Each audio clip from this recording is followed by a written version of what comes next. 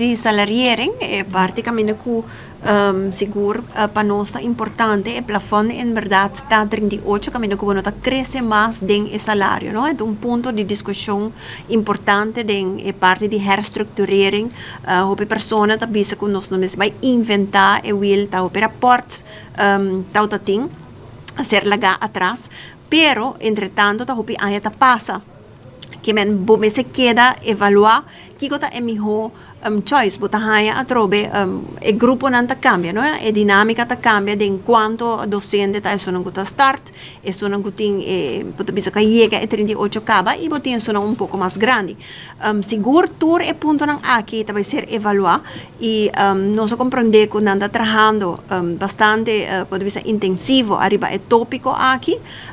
seguro também nós apunta de presupuesto supletório tocante aqui é mais todo tem uma moção e lo qual que o ministro contesta arriba é ponto aqui tá que está bezig e que não vai implementar aqui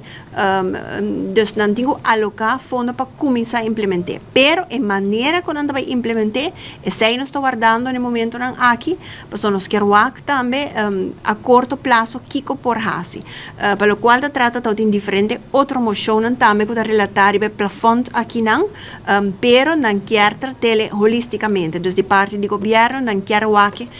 não começar não somente o plafond para ora vou começar com essa aqui como tussenoplossing, botin com o que efeito riba e outro não também que men nos está dando espaço para o tópico aqui e nos lo sigue e minha pessoa também seguro que sim tocante a parte de reestruturering de salário.